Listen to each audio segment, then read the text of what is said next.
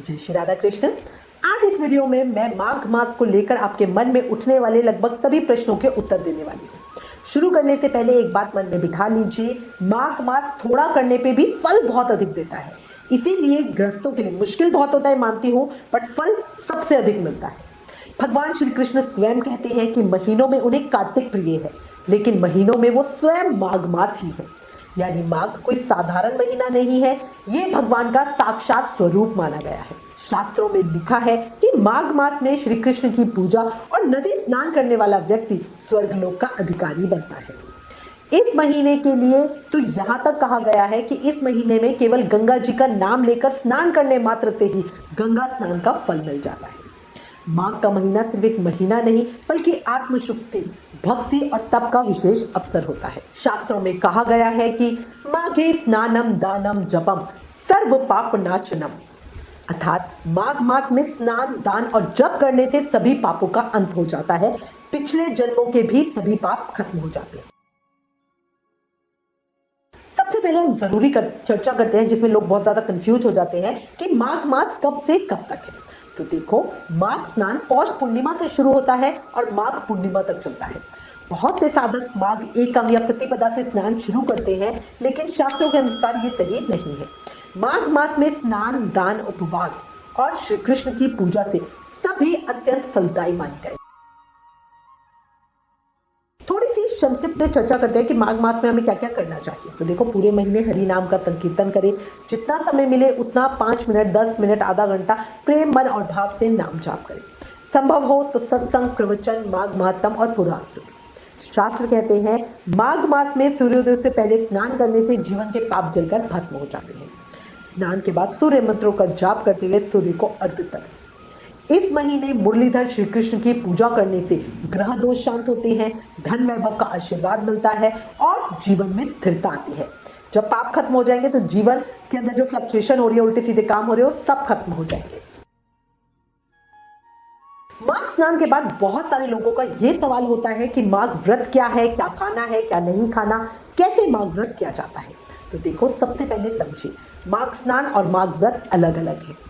अगर आप व्रत नहीं कर सकते तो भी माघ स्नान जरूर कर सकते हैं। माघ व्रत के मुख्य नियमों की बात करूं तो एक समय भोजन करना, ब्रह्मचर्य का पालन करना, धरती पर शयन करना। यहाँ पे आपको एक बात बता दूं, धरती पर शयन का मतलब ये नहीं कि आप बिल्कुल प्लेन जमीन पे सो। धरती पे सोने का मतलब है कि आप गद्दा, चादर, रजाई वगैरह नीचे बिछा सकते हैं। बस हमें बेड पे नहीं सोना, क्योंकि बेड को तामसिक माना गया है। अब प्रश्न आता है कि माघ में भोजन कैसे, कब करें। तो देखो, शाम की पूजा के बाद एक समय अन्न यानी घर का नॉर्मल खाना खाना चाहिए, सात्विक खाना, बिना प्याज लहसुन का सात्विक भोजन। बिना भोग लगाए हुए खाना कभी नहीं खाना चाहिए। माघ में दाल चावल खाने की मनाही नहीं है, बल्कि माघ में घी की खिचड़ी बहुत उत्तम मानी गई है। माघ में तिल जरूर खाना चाहिए, क्योंकि शास्त्र कहते हैं तिल सृष्टि का प्रथम आहार है। जो माघ व्रत कर रहे होते हैं ना, उन्हें कुछ चीजों का त्याग कर देना चाहिए। क्या ये चीजें? मूली, इसको तो मदिरा के समान पापी माना गया है। पूरे माघ के महीने किसी को भी मूली नहीं खानी चाहिए, न देव और पितृ कार्यों में यूज करनी चाहिए। और ये नियम हमारा सभी के ऊपर है, चाहे वो व्रत कर रहे हैं या नहीं कर रहे। शराब पीने का फल मिलेगा अगर आप एक मूली खाते हो। इसके अलावा गाजर, बैंगन, सरसों के तेल में बना भोजन, बासी और दोबारा गर्म किया हुआ खाने नहीं खाना चाहिए। दिन में अगर आप चाहें तो दूध, दही, फल वगैरह ले सकते हैं। देखो, माघ मास की महिमा बहुत सारे शास्त्रों में बताई गई है। महाभारत अनुशासन पर्व अध्याय 106 में लिखा है कि जो व्यक्ति माघ मास में नियम पूर्वक एक समय भोजन करता है, वो धनवान कुल में जन्म लेता है और सम्मान प्राप्त करता है। माघ मास में दान क्या करें? देखो, महाभारत अनुशासन पर्व के 66वें अध्याय के अनुसार माघ मास में ब्राह्मणों को तिल का दान करा जाता है। ऐसा करने से समस्त जंतुओं से भरे हुए नरक का दर्शन इंसान को कभी नहीं होता। तो आप स्वयं तिलों का दान करें, अपने घर वालों से करवाएं, सभी से करवाएं। माघ में कुछ चीजों का दान जरूर कहा गया है। ये चीजें हैं तिल, गुड़, कंबल, ऊनी वस्त्र, रजाई, शॉल, जूते, चप्पल और चादर। और हाँ, दान देते समय अवश्य कहे माधव प्रियतमः, अर्थात भगवान माधव को ये प्रसन्न हो। अच्छा, एक चीज, दान में भाव बहुत जरूरी है। ये वस्तु मेरी नहीं, ईश्वर की है, ऐसा भाव मन में रखना। अच्छा, इन सब बातों के अलावा बेर, केला और आंवले का फल, सेर भर घी, सेर भर तिल, पान, 16 सेर चावल, कुमड़ा और खिचड़ी, ये 9 चीजें प्रतिदिन ब्राह्मण को दान करनी चाहिए। ब्राह्मणों और साधु सन्यासियों को पकवान का भोजन कराना चाहिए, अपने घर से खाली हाथ कभी नहीं लौटाना चाहिए। माघ व्रत में एक समय भोजन का नियम कब से कब शुरू करें? तो देखो, माघ व्रत का नियम पौष पूर्णिमा से उठाया जाता है। इसे हम माघ पूर्णिमा तक करते हैं। ऐसा करने से हमें पौष पूर्णिमा व्रत का फल भी मिलता है। अब अगर आप पूछो कि माघ का कौन सा महीना होता है, तो देखो, हिंदू पंचांग का ये 11वां महीना होता है और अगर अंग्रेजी कैलेंडर की बात करूं तो जनवरी फरवरी में आता है। अब एक प्रश्न, नदी नहीं है तो स्नान कैसे करें? तो देखो, घर में गंगा जल मिलाकर आप नॉर्मल वाटर से स्नान कर सकते हैं। कोशिश करें महीने में कम से कम 1 से 3 बार पवित्र नदी में स्नान जरूर करें। निर्णय सिद्धू कहता है कि कम से कम 1 बार नदी में स्नान करने से हम स्वर्गलोक के अधिकारी बन जाते हैं। देखो, अगर आपने माघ स्नान का या माघ व्रत का नियम ले रखा है तो माघ स्नान पीरियड्स में हम नहीं करेंगे। नदी तालाब में स्नान नहीं किया जा सकता, घर पर ही सामान्य स्नान करें। गंगा जल ना मिलाएं, माघ महात्म फोन पे सुने, जाप उंगलियां या काउंटर से करें। पूजा आपके स्थान पर कोई और कर सकता है। याद रखिए, शरीर की अशुद्धि आत्मा को अशुद्ध नहीं करती। अब एक सबसे जरूरी प्रश्न, क्या माघ मास में गर्म पानी से स्नान कर सकते हैं? तो देखो, शास्त्रों में ठंडे पानी का विधान है, लेकिन आज का समय कलयुग का है। अगर ठंड से बीमार होने का डर है तो अपने शरीर के अनुसार गुनगुने पानी से स्नान कर सकते हैं, लेकिन स्नान जरूर करें। आधे अंक भी शून्य से अच्छे ही होते हैं, याद रखना। अब एक बहुत ज्यादा क्वेश्चन पूछा जाता है कि हम तो बीमार हैं, हमें कोई दमे की परेशानी है, सांस की परेशानी है, हम तो ये नहीं कर सकते। तो देखो, जल्दी उठो, जाप माघ महत्तम दीपदान का नियम ले लो, या आप साथ में किसी के भी साथ में कर सकते हैं। जब शरीर साथ दे तब स्नान कर ले। भाव रखे, मैं जो कर सकती हूँ पूरी श्रद्धा से कर रही हूँ, ये भाव आपके मन में जरूर होना चाहिए। एक प्रश्न आता है, पूरा माघ स्नान नहीं कर सकते तो हम क्या करें? तो देखिए, अगर पूरे माघ का आपका संयोग नहीं बनता तो शास्त्रों में हमें वर्णन मिलता है 3 दिन या 5 दिन के माघ स्नान से, किसी पवित्र नदी में स्नान से भी इनको रोज माघ मास का नियम मिल जाता है। साथ ही माघ महत्तम की कथा जरूर सुने।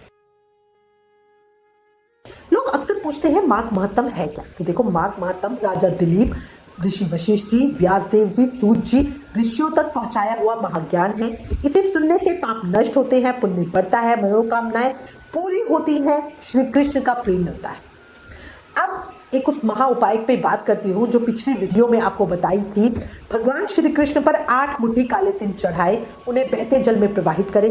अब जो ये आपको 8 मुट्ठी तिल का दान बताया है, इसी से रिलेटेड बहुत सारे साधकों ने पूछा है कि भाई उनके पास तो नदी नहीं है तो क्या करे, कुएं में डाल दे या ब्राह्मण को दान कर दे। तो देखिए, ये एक महा उपाय है, इसका विधान बिल्कुल स्पष्ट है। इसमें केवल काले तिल का ही प्रयोग होगा, सफेद तिल का नहीं। तिलों को बहते जल में ही प्रवाहित करना है। रुका हुआ जल, कुआं, टंकी, इनमें से कोई भी विकल्प नहीं माना जाएगा।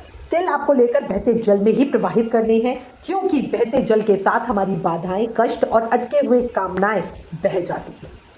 इसी में ये भी पूछते हैं कि इस दिन उपाय एक दिन करना है या रोज करना है। तो देखिए, इस उपाय को माघ मास में कम से कम 1 बार तो जरूर करें। कई बार, अगर जितनी ज्यादा बार आप चाहते हैं उतनी बार भी आप कर सकते हैं। याद रखना, माघ मास की ऐसी शक्ति है कि जो काम अटका हुआ वर्षों से था वो भी कान्हा एक पल में ही बना देते हैं। माघ मास की बहुत महिमा है, इसका पूरा उपयोग करना। माघ मास में नियम सबसे महत्वपूर्ण होता है। शास्त्रों के अनुसार एक समय भोजन करना चाहिए, शाम की पूजा के बाद भोजन करना श्रेष्ठ माना गया है।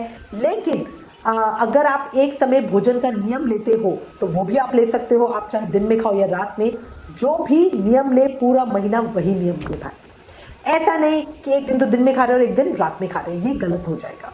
एक प्रश्न आ रहा है कि हमारे बस की तो माघ स्नान करना नहीं है तो क्या करें? तो देखिए, माघ का महीना अति पावन महीना है, इसमें किया गया हर शुभ कर्म 1000 गुना फल देता है।